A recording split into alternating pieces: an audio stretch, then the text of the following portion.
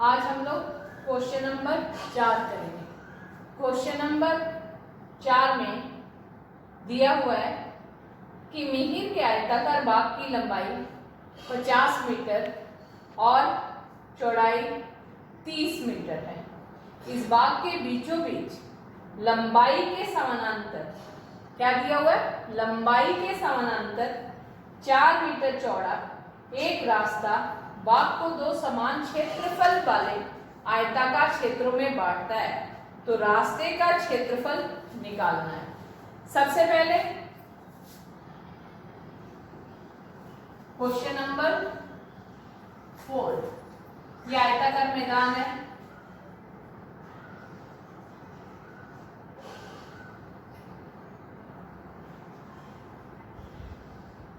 लंबाई इसकी 50 मीटर, चौड़ाई 30 मीटर। इसके लंबाई के समानांतर 4 मीटर चौड़ा रास्ता है। लंबाई के समानांतर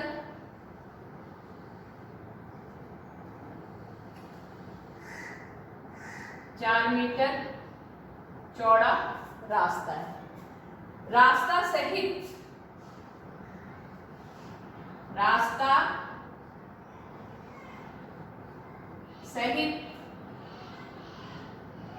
बाग की लंबाई बराबर 50 मीटर, रास्ता सहित बाग की चौड़ाई बराबर 30 मीटर। रास्ता सहित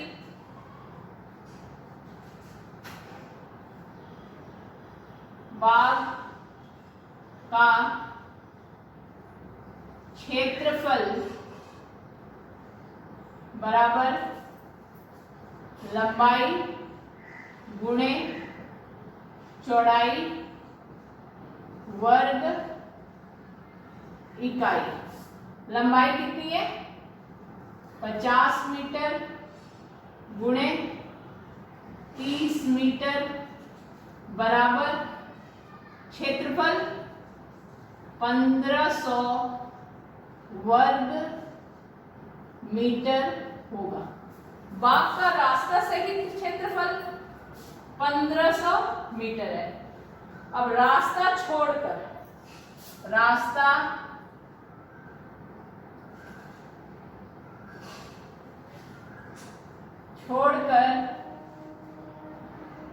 बाग की चौड़ाई, रास्ता छोड़कर बाग की चौड़ाई कितनी है? 30 रास्ते की चौड़ाई दी है 4 मीटर माइनस बराबर 26 मीटर। अब रास्ता छोड़कर बाग का क्षेत्रफल,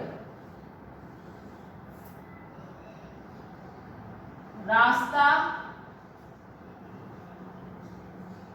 छोड़कर बाग का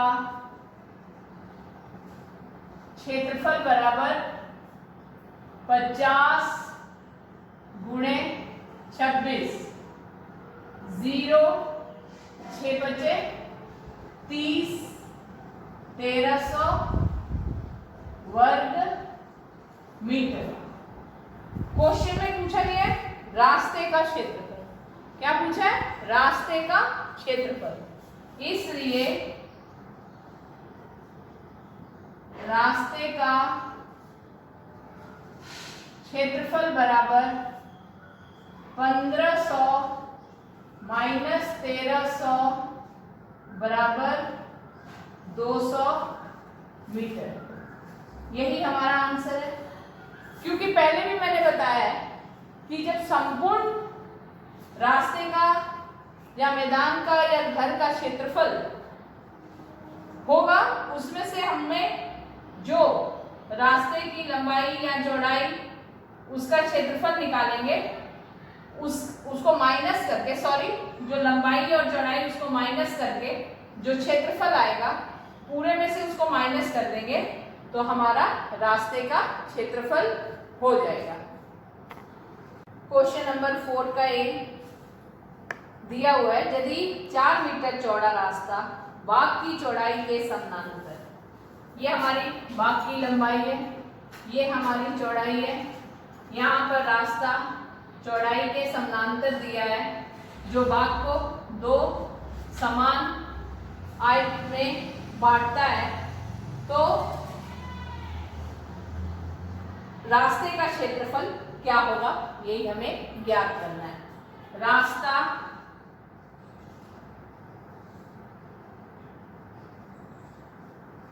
छोड़कर बाग की लंबाई बराबर 50 minus 4 metre is equals to 46 metre. रास्ता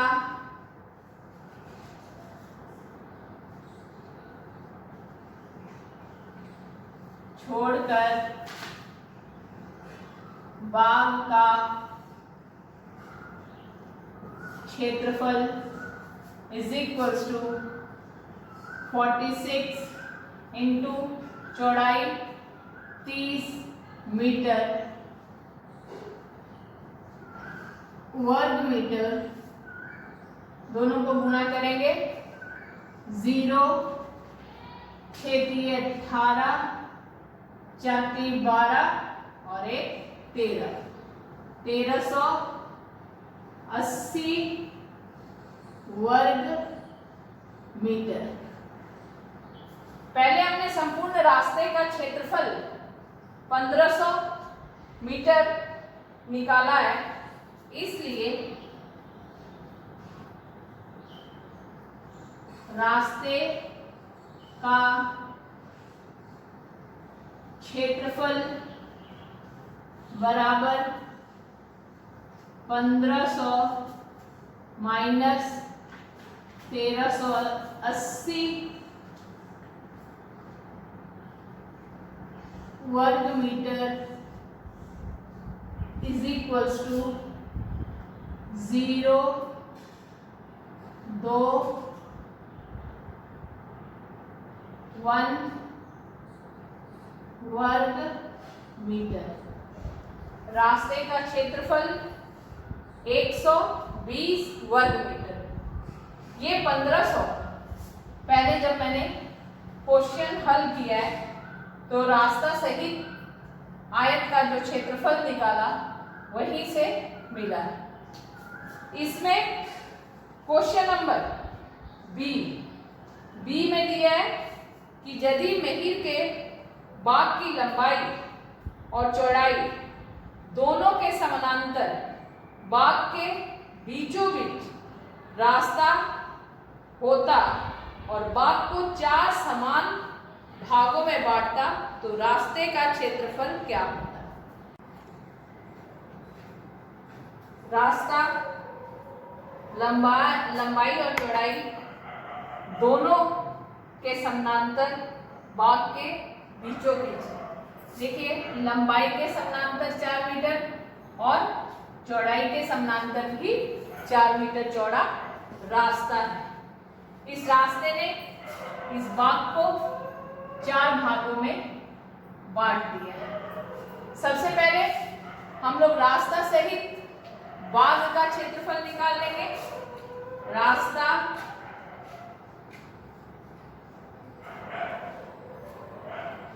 सहित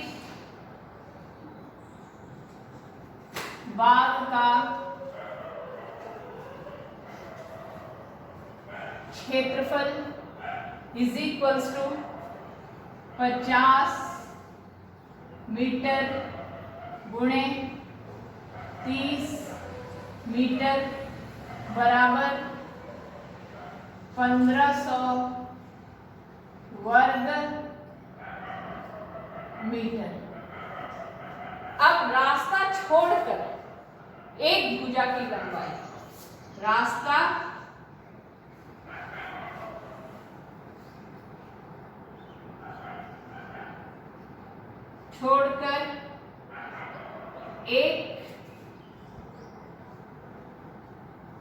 भुजा की लंबाई इज इक्वल्स टू 50 माइनस 4 बटा 2। 2 से हमने भाग दिया क्योंकि इसने लंबाई के समानांतर इस भाग को 2 बराबर भागों में बांट दिया है, इसलिए 46/2 इज इक्वल्स टू 23 मीटर। अब हम लोग ठीक इसी प्रकार रास्ता छोड़कर भाग की एक भुजा की चौड़ाई निकालेंगे।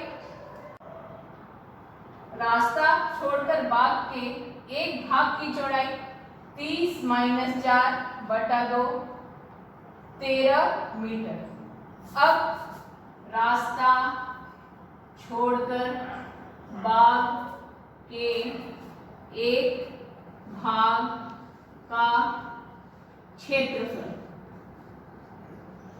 बराबर 13 गुणे हमने जो लंबाई निकाली थी वो 23 थी। अब इनको गुणा करेंगे तो 299 वर्ग मीटर। ये रास्ते के एक भाग का क्षेत्रफल है। ये रास्ते के एक भाग का क्षेत्रफल है, लेकिन यहां पर तो हमारे 4 भाग हैं, इसलिए रास्ता छोड़कर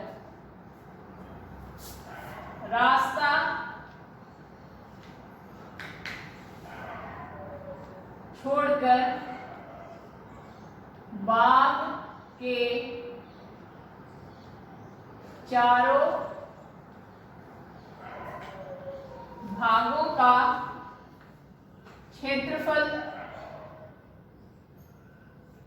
इज इक्वल्स टू 4 गुणे 299 वर्ग मीटर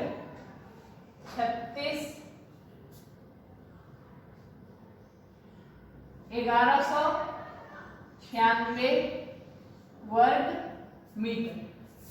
रास्ता छोड़कर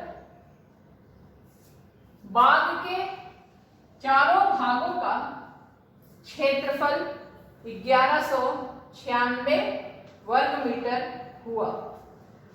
हमें रास्ते का क्षेत्रफल ज्ञात करना है, तो हम जैसे सभी सवालों में करते हैं, संपूर्ण भाग का क्षेत्रफल माइनस रास्ता छोड़कर जो भाग का चारों भागों का क्षेत्रफल आया उसका जो माइनस आएगा वही हमारा आंसर हो जाएगा। रास्ते का क्षेत्रफल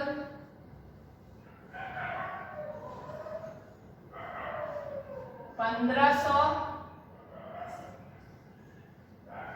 माइनस 1196 वर्ग मीटर इज इक्वल्स टू 403 वर्ग मीटर। हमारा आंसर यही होगा। रास्ते का क्षेत्रफल 304 वर्ग मीटर होगा। क्वेश्चन नंबर 5 बिल्कुल वैसा ही है। क्वेश्चन नंबर 6 थोड़ा सा हिंट दे रहे हैं। हमारा भाई दीपू 15 सेंटीमीटर लंबा और 8 सेंटीमीटर चौड़े पूरे आयताकार कागज पर एक चित्र बनाता है। दीपू के आयताकार कागज की लंबाई 15 मीटर और चौड़ाई लंबाई 15 सेंटीमीटर और चौड़ाई 8 सेंटीमीटर है। तो हमें ए नंबर क्वेश्चन में दिया हुआ है कि यदि दीपू आयताकार क्षेत्र की चौड़ाई समान रखते हुए लंबाई को दोगुना कर देता है तो उसके चित्र वाले कागज के क्षेत्रफल में क्या परिवर्तन होता है। सबसे पहले हम लोग कागज की लंबाई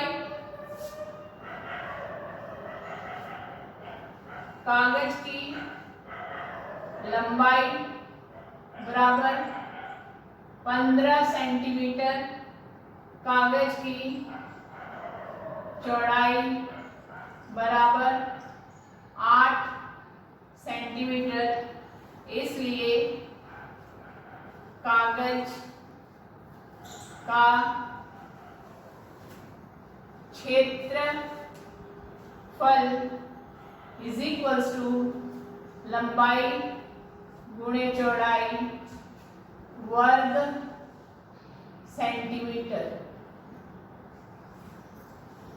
15 गुणे 8 बराबर 120 वर्ग सेंटीमीटर। अब अकॉर्डिंग टू क्वेश्चन लंबाई को यदि दुगुना कर देते हैं तो इसके क्षेत्रफल में क्या परिवर्तन होता है?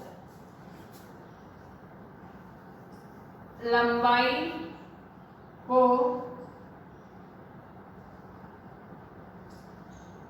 दोगुना करने पर कागज का क्षेत्रफल इज इक्वल्स टू, लंबाई हमारी 15 है, 15 गुणे 2 गुणे 8 वर्ग सेंटीमीटर। इसको गुणा करेंगे 240 वर्ग सेंटीमीटर का। तो हमारे लंबाई को दुगुना करने पर कागज के क्षेत्रफल में क्या परिवर्तन हो रहा है? हम देख रहे हैं कि यदि हम लंबाई दुगुना कर देते हैं तो कागज का क्षेत्रफल भी दोगुना हो जाता है। ठीक इसी प्रकार डी में दिया है चौड़ाई दुगुना करने पर, और सी में दिया हुआ है लंबाई और चौड़ाई दोनों को दोगुना कर देंगे, और डी में दिया है कि यदि कागज की लंबाई और चौड़ाई दोनों को आधा कर दिया जाए तो चित्र वाले कागज के क्षेत्रफल में क्या परिवर्तन होगा। तो यहाँ पे क्या कर रहे हैं, जो डी नंबर सवाल है इसमें लंबाई को भी आधा कर देते हैं। लंबाई 15/2 सेंटीमीटर और चौड़ाई बराबर 15/2 सेंटीमीटर। तो इसका क्षेत्रफल देखते हैं क्या होता है। चित्र वाले कागज के क्षेत्रफल में क्या परिवर्तन होता है। तो चित्र वाले कागज का क्षेत्रफल, चित्र वाले कागज का क्षेत्रफल इज इक्वल्स टू 15/2 गुणे 8/2 वर्ग सेंटीमीटर। ये हो गया 2 दूनी 4, 2 दूनी 4, 30 वर्ग सेंटीमीटर। यानी जब हम लोग लंबाई को आधा करते हैं और चौड़ाई को आधा करते हैं तो चित्र वाले कागज का क्षेत्रफल कम हो जाता है, वो 1/4 हो जाता है। तो हमें क्या मिला कि इसके चित्र में क्या परिवर्तन हो रहा है। तो लंबाई और चौड़ाई दोनों को आधा करने पर चित्र वाले कागज का क्षेत्रफल 1/4 हो जाता है।